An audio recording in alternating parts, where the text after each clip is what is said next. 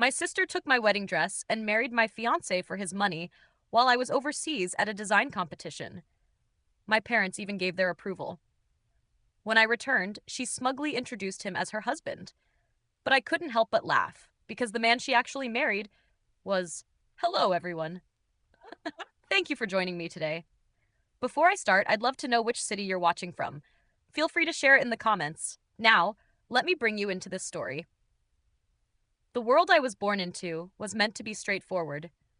It was meant to be filled with the scent of fine fabrics, rolls of silk and cashmere, and the sharp, clean smell of graphite drifting through my father's design studio, Lumiere Legacy. That was my inheritance. Not just a building or a bank account, but an entire world. A world of warm, golden sunlight pouring through floor-to-ceiling workshop windows and the sincere smiles of employees who had been there since before I was born. People who watched me grow up. They weren't just staff, they were family. My father built a world. He started with nothing but a dream and a second-hand sewing machine. But on one Tuesday afternoon, a day I will never forget, the air in our main conference room was so heavy with tension, it felt like it could be sliced with a pair of shears. Audra, this merger is the best decision for both of us, for both companies. It's strategic. Why can't you see that? Across the table, my fiancé, Sterling Thorne, tapped his fingers against the polished mahogany. Tap, tap, tap. The impatient rhythm scraped against my nerves like a countdown to something terrible. His irritation barely covered something colder, something I was only beginning to recognize. Sterling was the heir to Thorne Corporation, a name that once stood for influence and prestige, but had lately become little more than a brand. His sharp, handsome features, ones I used to think reflected strength and kindness, now felt like a mask. Behind it was bare ambition, shining clearly in his eyes. I took a slow breath, keeping my tone calm and professional. The best decision, Sterling? Let's be honest. It's the best decision for Thorne, isn't it? I leaned forward, placing my hands flat on the table. My company, this legacy, is the dream my father built from nothing. Our employees, Harlan in accounting, who's been here for 30 years, Maria in cutting, who put 2 kids through college on her salary here, they're family to me. Their futures are tied to this company's success. And I will not, my voice lowered, let you use them as collateral to rescue your failing business. You make it sound so harsh, Audra, he sighed, leaning back with that familiar, patronizing tone. This is a strategic partnership. There it was again, that dismissive edge. Ever since my father passed away 2 years earlier, it had slowly crept in. At first, it was subtle. I'd been lost in grief after the funeral, overwhelmed by the will, and crushed by the responsibility of suddenly running everything alone. I accepted Sterling's proposal in that fog. He seemed supportive then, or so I believed. He held my hand. He told me I was strong. But the man who once admired my designs and stood beside me as I cried was gone. In his place was someone who saw my work and my father's life's effort as nothing more than a bargaining chip. My father's words echoed in my mind, spoken in a weak, raspy whisper from his hospital bed. He'd been so frail, a shadow of the powerful man he once was. Audra, my sweet girl, he'd said, gripping my hand with surprising strength. Sterling is too ambitious. There's a hunger in him that will never be satisfied. Love can give us strength, but it can also blind us. Don't ever lose yourself. How foolish I'd been. Completely, painfully foolish. I mistook love for loyalty and brushed off his warning as an overprotective concern. This discussion is over, I said firmly, standing up. The chair legs scraped loudly across the floor. Sterling's tapping finally stopped. Lumiere Legacy will remain independent. That was my father's final wish. The room went quiet. For a moment, I thought I'd reached him. Then he let out a low laugh, not amused, but calculating. A chill ran through me. Fine, he said, straightening his expensive suit. His calm was far more unsettling than his anger. Let's take a break. Cool off. A break? The word hung sharply between us. He walked around the table and kissed my cheek before I could react. The touch felt cold, almost clinical. I didn't know it then, but that wasn't peace. It was the stillness before everything collapsed. That night, I barely remember getting home. Traffic lights blurred together, horns echoed faintly. The exhaustion felt bone deep. Between the company, the argument, and the pressure, it was all too much.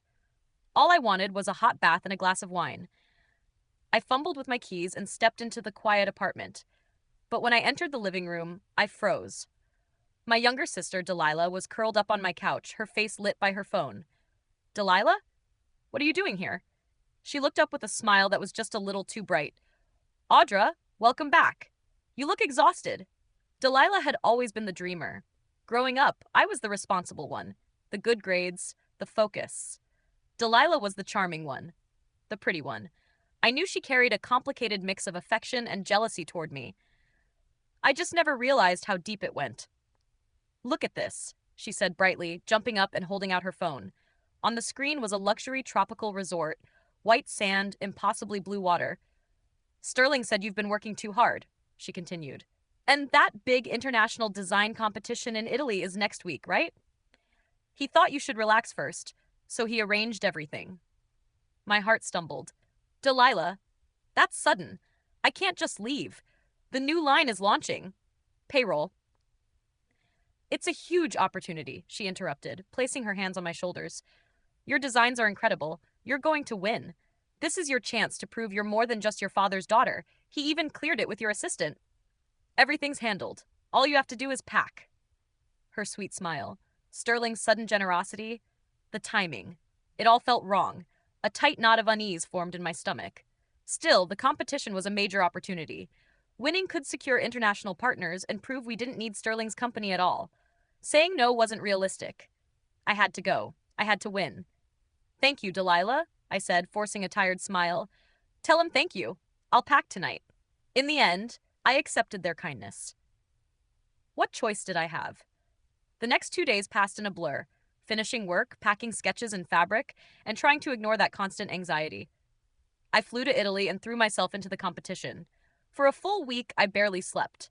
Espresso and adrenaline kept me going as I sketched, draped, and stitched nonstop. And I won. Standing on that stage, under the bright lights, holding the heavy award, I felt a pride I hadn't known in years. This was proof. Validation. Surely now Sterling would stop pushing mergers and takeovers.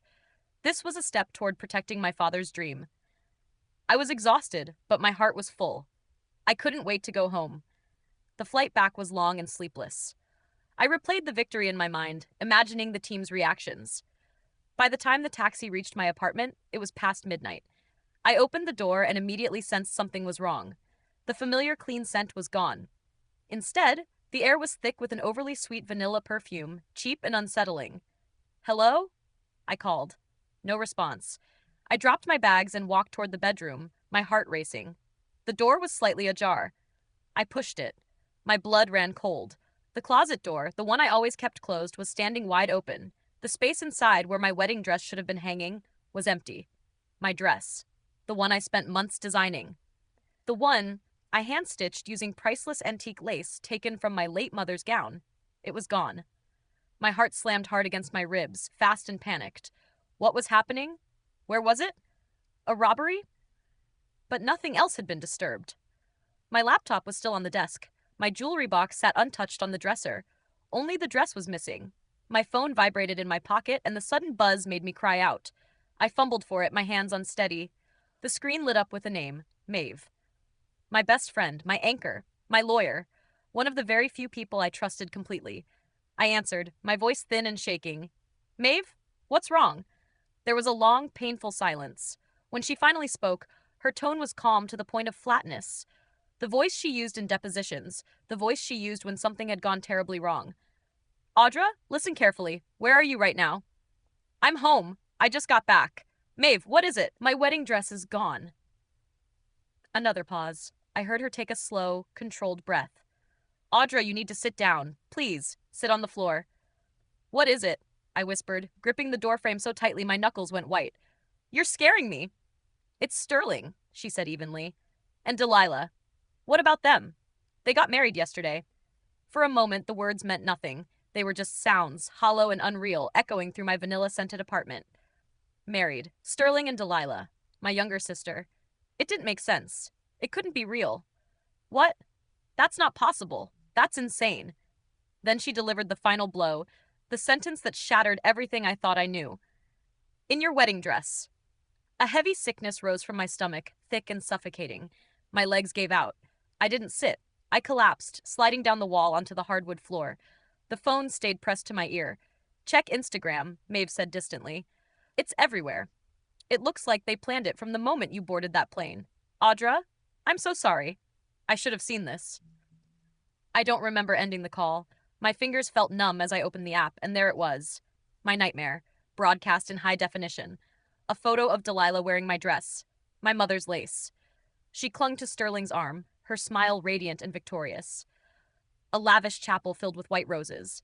An extravagant reception. Photo after photo. Laughing, cake cutting. Their first dance. Each image cut deeper than the last. Then the most recent post, the two of them silhouetted against a sunset, kissing. The caption read, "The moment we realized it was fate. Sorry, Audra, but sometimes love and business don't wait." Love and business. In that instant, everything aligned.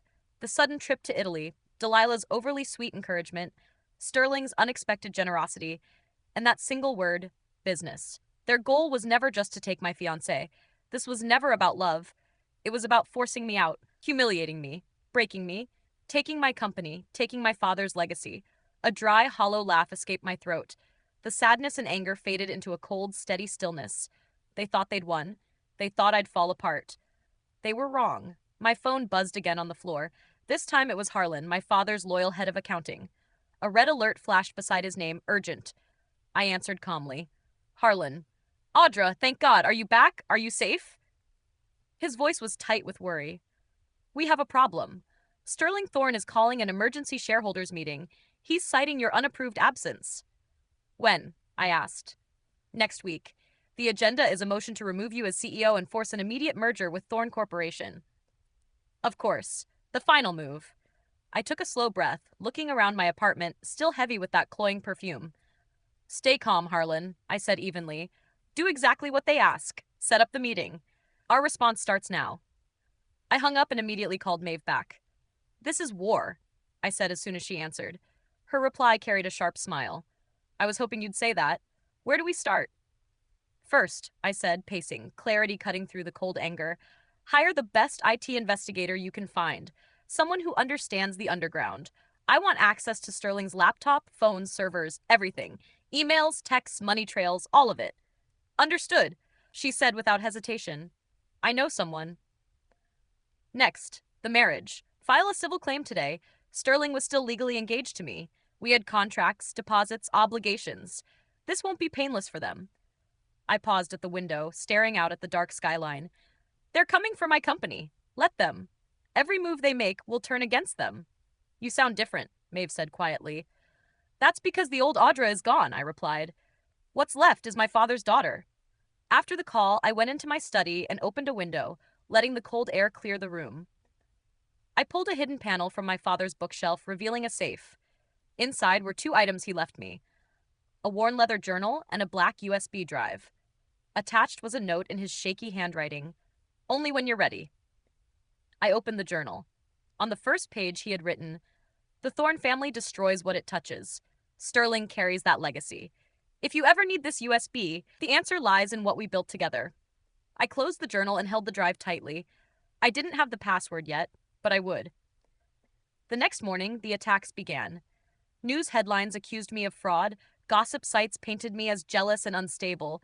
Videos showed Delilah, tearful and convincing, telling her story. The narrative was set, but so was I, and the game had only just begun. Non-stop. A constant wave of crisis. I walked into the office with my head held steady, passing through the lobby while ignoring the whispers and the stunned, pitying looks from my own employees. When I reached my floor, my assistant, Beth, looked visibly shaken. Audra, the phones. They won't stop ringing. All our major partners are pulling out of their contracts. Get Harlan in here, I said, keeping my voice calm. And the bank, she added nervously. Our account manager called. They're reviewing our credit lines. They're talking about freezing our accounts. Get Harlan, I repeated. Employees crowded the hallway, desperate for answers. Is this true, Audra? What's going to happen to our jobs? Our salaries? Our retirement funds? Sterling's attack was ruthless. It was fast and deliberate. He wasn't just trying to embarrass me.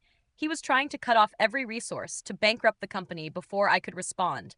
His goal was total destruction.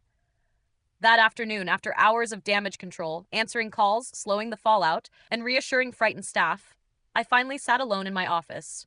The phones were silent at last. I stared at my father's portrait on the wall. Outside, the sky had turned a dull gray, thick clouds churning, mirroring the turmoil inside me. Maybe this was the end. Maybe he was stronger than I was. Maybe I had already failed.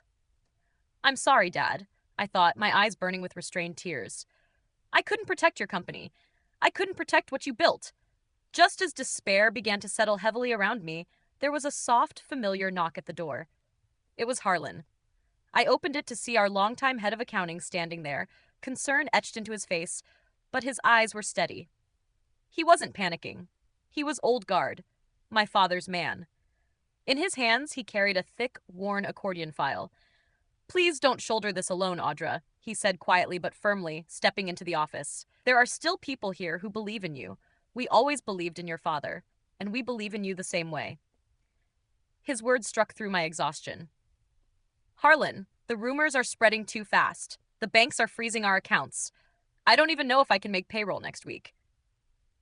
Forget the banks, he said, placing the file on my desk with a solid thud. These accusations won't hold, and more importantly, you need to see this. He opened the folder. Inside were carefully organized ledgers, financial reports, and transaction records. Several pages were marked with bright red tabs. I've been suspicious of Mr. Thorne for months, Harlan said, lowering his voice as he traced a column of numbers. I didn't want to alarm you or your father, so I kept separate records. He slid one document forward. Sterling approved multiple consulting contracts over the last month, totaling nearly $500,000. Then another page. But the companies involved don't actually exist. No staff, no operations, just P.O. boxes and bank accounts. Finally, he pointed to a list of names. I followed the money. These investors have been quietly buying up Lumiere Legacy stock over the past 2 weeks. My chest tightened as he continued. This one is his former college roommate. This one is an ex-employee from Thorne. And this one, the divorced sister of his COO. The picture was finally becoming clear. They're all Shell employees, old friends of Sterling's. He's using our own company funds, our cash reserves, to quietly buy back our shares. My blood thundered in my ears. The audacity, the sheer arrogance. He's embezzling our money to steal our company, I whispered, the bitter truth settling in like a stone in my stomach. Yes, Harlan confirmed, his eyes dark. He's launching a hostile takeover using our own accounts. With the stock dropping from his negative press, by next week's emergency shareholders meeting, he'll hold a controlling stake. Legally, he can vote you out and install himself as CEO. I stared at the black and white evidence of Sterling's betrayal, then looked at Harlan, his face steady, loyal, burning with righteous anger. Harlan, thank you, I said, my voice thick with something I couldn't name. Gratitude, clarity, rage. This is exactly what we need. Our first bullet. We're with you to the end, Audra, he said, eyes meeting mine. I promised your father long ago. He was a good man. He didn't deserve this. His words reignited the fire inside me. I was not alone. That night, Maeve called. Her voice crackled with urgency. Audra, Zero, the investigator you requested. He's not just good, he's a digital god, former white hat hacker. There's nothing he can't access. Can he start immediately? I asked, pacing the living room, journal and USB in front of me. He already has, she said, her grin audible. He's inside Thorne Corporation servers right now, been at it for 6 hours, and Audra, he found something juicy. Minutes later, an image arrived on the secure app Maeve insisted I use. Internal Thorne financial data, real balance sheets. Look at this, Maeve said sharply. They're drowning. Years of reckless investments, massive debt. Banks are cutting them off. This is why they're desperate for Lumiere Legacy. Your clean assets, your profits. You're their last lifeline. So that's why he pushed so hard, I said. Not just greed, desperation. Exactly, Maeve confirmed. And here's the bombshell. Another file appeared, an audio recording labeled Apex Board Secret Recording. I pressed play. My blood ran cold. Clinking glasses. Murmurs. Sterling's smooth voice. The Lumiere acquisition is on schedule. Audra's probably still dreaming in Italy. By the time she returns, she'll have nowhere to come back to. Then an older voice. Chairman Thorne. Don't mess this up, Sterling. That company is our last lifeline. Do you know how hard it was to remove Audra's father? That stubborn man just wouldn't sell. Sterling, casual, chilling. I know, Dad. He conveniently dropped dead from overwork and stress. The daughter, she'll follow the same fate if she resists. I froze. The phone slipped from my hand. Their words hit like ice. My father's death, orchestrated, pushed until his heart gave out. I scrambled for the phone, shaking. Maeve, this is. Yes, she said, voice hard, icy. This is no longer just a hostile takeover. Audra, this is a crime, negligent homicide. Not yet, I said, rage flooding every word. Not the police. We destroy them socially, financially, legally. We need a bigger move, smarter, and we need to save Delilah. Maeve's voice was sharp. Audra, after what she did. She's a victim too, I insisted, clarity cutting through the fury. Sterling is using her as a pawn. That recording proves it. I have to wake her up before he destroys her too. The counterattack began. Quiet, relentless. 2 fronts. Protect the company, save my sister. I couldn't approach Delilah directly. She was too blinded by Sterling. Instead, I went through her friend Kelly. Maeve arranged the meeting at a discreet coffee shop. Under strict anonymity, she began feeding Kelly information. Your friend is in grave danger, Maeve explained, handing over Thorne financials. She's not his wife. She's a scapegoat. Sterling is setting her up. Offshore accounts already opened in her name. Kelly hesitated, defensive. Delilah loves him. He adores her. You're just jealous. Maeve didn't flinch. She laid out the evidence. Shell companies, suspicious contracts, Sterling's history. This isn't love. This is a transaction, and Delilah is the product. As Kelly absorbed the truth, horror replaced disbelief. Meanwhile, Harlan and I fortified our team. I called an all-hands meeting. I told them everything. Sterling's lies, media attacks, financial desperation, hostile takeover. The room was silent. Then anger simmered into resolve. I am sorry for the fear this caused, I said, voice ringing with conviction. But I will not give in. I will protect this company, my father's dream, and all of you. Stand with me. Clara, a young designer, stood first. We love working here, Audra. We're family. We'll fight with you. Others joined. One by one, I wasn't alone. Zero dug deeper. The offshore account in Delilah's name was just the start. Money was funneled to hire industrial spies. Encrypted chat logs exposed Sterling commissioning corporate espionage. He had stolen blueprints for our next collection, claiming it would be too late after the shareholder meeting. They had stolen our future, the collection I'd won awards for. The final piece, the USB drive, my father's last gift. Hours passed. Passwords failed. Dates, names, company milestones denied. The emergency shareholders meeting was 3 days away. Time was vanishing. Then Kelly, through Maeve, sent an urgent message. Delilah was trapped, terrified, discovering bank statements she didn't authorize. Sterling was preparing to frame her, leaving her to take the fall. Maeve, I said urgently, get Delilah somewhere safe. Now, before he notices. Will she listen? Maeve asked. Play the audio recording, I instructed, heart heavy. She needs to hear Sterling and his father. She needs to wake up. The day before the meeting, I sat in my dark office, exhausted. Bank records, testimonies, audio, enough to destroy Sterling legally and socially. But the final truth, my father's USB, remained locked. I reread his journal one last time. On the final page, faint ink, a teardrop, and in his delicate handwriting, numbers. 1/1998-05, May 16th, 1998. My 6th birthday. I remembered drawing him with crayons. Proud, he'd framed it. Could it be that simple? What we built together? Hands trembling, I inserted the USB and slowly typed in the numbers 199800516. I held my breath and pressed enter. Click, the screen lit up. Access granted. A single video file appeared, titled simply, To My Beloved Daughter, Audra. My heart pounded as I clicked it. My father's face filled the screen, thinner than I remembered, gaunt, etched with worry, but his familiar, gentle smile remained. He was in his office. My office. Sitting where I was now. Audra, his soft voice began, filling the silent room. How, my sweet girl. If you're watching this, something has happened to me, and you are now fighting alone to uncover the truth. He paused, taking a shaky breath. I'm so sorry, my love. I'm sorry I left you to face this. Then his voice hardened, gaining strength. Sterling Thorne is our enemy. For the past year, he systematically tried to destroy me. He stole our technology, he poached our staff, spread rumors to our suppliers, he cornered me mentally, emotionally, and financially, all to force me to sell Lumiere Legacy. I resisted, but I may have been nearing my limit. A weak cough tore through him, and my heart broke. Filming this was clearly exhausting him, but he leaned closer to the camera, eyes piercing mine across time. Listen to me. Don't let revenge consume you. Become them. Don't become them. True strength lies not in destruction, but in protection, in building, in nurturing. You have that power, Audra. Always. This video, it's my final gift, my final trump card to help you protect what we built. He held up a sheaf of yellowed papers tied with a blue ribbon. This, he said with triumphant pride, is a confidential contract signed 30 years ago between the founder of Thorn Corporation, Sterling's grandfather, and myself. When I helped develop the textile technology that launched their empire, he had nothing. I had the patents. In exchange, the Thorn family agreed in perpetuity to ensure Lumiere Legacy's permanent independence. They would never, under any circumstances, pursue a hostile takeover. His eyes blazed with fierce, protective love. If they violate this agreement, Audra, all rights the Thorn Corporation holds over Lumiere Legacy, patents, licensing agreements, everything, become void immediately. This is our ultimate reversal, our final trump card.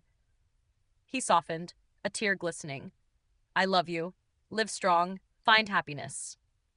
The video ended. I sat frozen in my dark office, tears streaming onto the keyboard. They weren't tears of grief. They were love, gratitude, relief.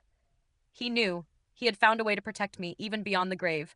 I gripped the black USB drive. Thank you, Dad, I whispered. I'll fight like you taught me. I'll protect what matters. I stood, gazing at the glittering night skyline. Cold, still air, the calm before the storm. Sterling Thorn, I whispered to the glass, your party's over. Tomorrow's shareholder meeting isn't a meeting. It's your execution. The next morning, the downtown hotel ballroom was tense, thick with perfume, coffee, and nervous sweat. Whispers buzzed like angry hornets among shareholders, investors, and board members. Cameras flashed from the press section. At the center, Sterling Thorn stood at the podium, puffed up like a conqueror, suit perfect, hair immaculate, face solemn. Next to him, his father, the chairman, looked pale and shaken. I scanned the room. Delilah was absent. Sterling's eyes flicked briefly toward the entrance. Annoyed, then forced his confident smile. Good. She was safe with Maeve.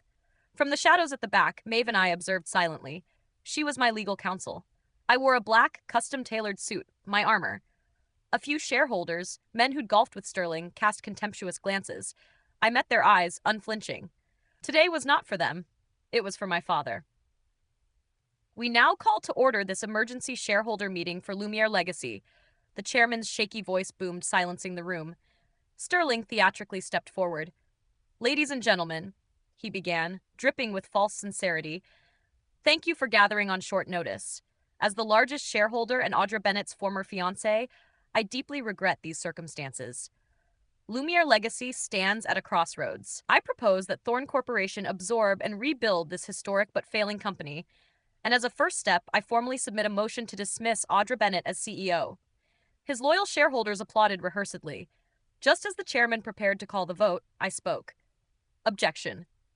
My voice, steady and clear, cut through the tension like steel. Head snapped toward me.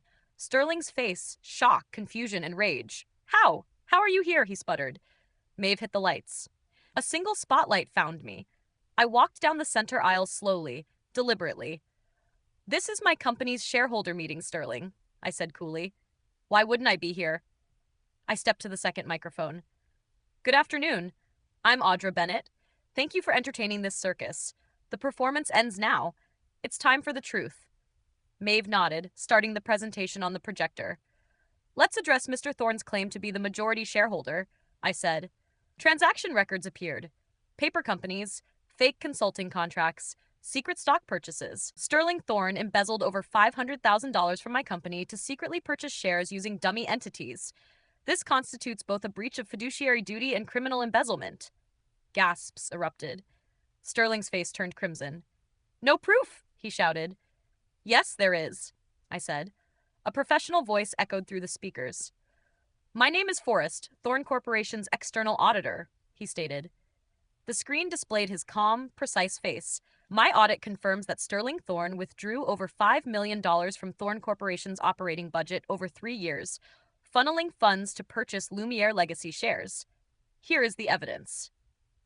Wire transfers, bank statements, financial records, the trail was undeniable. Sterling cornered himself, pointing shakily at the empty chair he expected Delilah to occupy. Delilah? I asked, a cold smile forming. At my signal, the grand doors opened. Delilah entered, pale but composed, flanked by Maeve. Maeve announced firmly, Miss Delilah Bennett is now our client, preparing criminal charges against Sterling Thorne for coercion, fraud, forgery, and emotional distress. Sterling sputtered, furious. Delilah met his glare calmly. I can't keep lying for you, she said, voice trembling but resolute, turning to me, tears in her eyes. Audra, I am so sorry. I delivered the final blow. Sterling Thorne's crimes don't end with money, I said. I cued Zero's audio recording. His own voice, colluding with industrial spies, filled the ballroom. Whispers erupted into shouts, Fraud! Thief! Chairman Thorne turned gray, clutching his chest. I looked down at Sterling, broken and defeated. There is no need to vote on my dismissal, I said quietly. As of this moment, Mr. Thorne is no longer a legitimate shareholder. Shares acquired through criminal profit carry no voting rights. I turned to face the room. My company. Ladies and gentlemen, I will rebuild Lumiere Legacy. Stronger, bolder, more creative than ever. Silence, then a single clap, then another. Soon, the entire room erupted in thunderous, genuine applause, save for Sterling's remaining allies. 2 police officers discreetly approached Sterling. Mr. Sterling Thorne, you're under investigation for fraud and embezzlement, one said politely but firmly. Sterling, pale and hollow-eyed, simply nodded. As they escorted him out, he leaned close. Don't think you've won, Audra. Bring me down, and the truth about your father will surface. You'll never be free of it.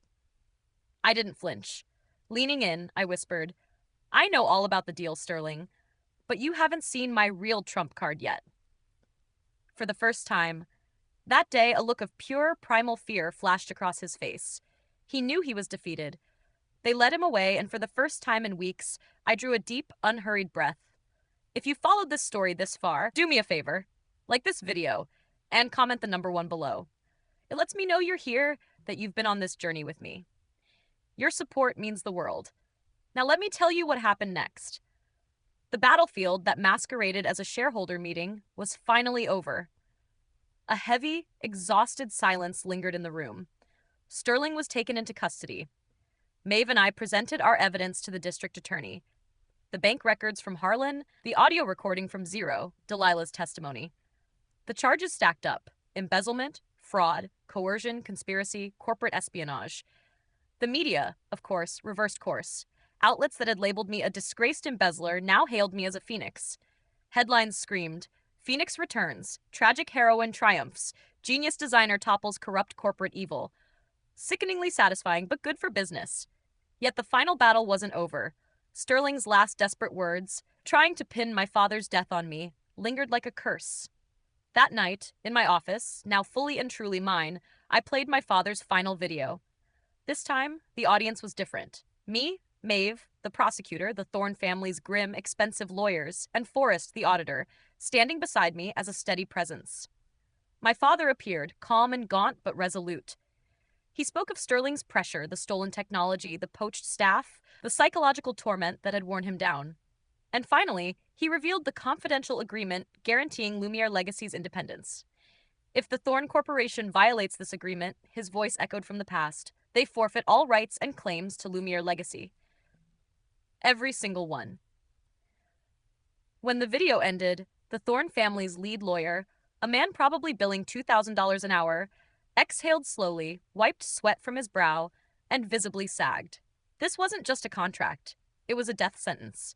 Every hostile takeover attempt, every media smear, every act of industrial espionage now counted as a massive, undeniable breach. They were liable for decades of unlawfully gained profits, licensing fees, and patents. For the crumbling, debt-ridden Thorne empire, it was the final blow. The prosecutor turned to me. Grim. Miss Bennett, this video is critical evidence of Sterling Thorne's long-term malicious intent. His charges are no longer financial crimes alone.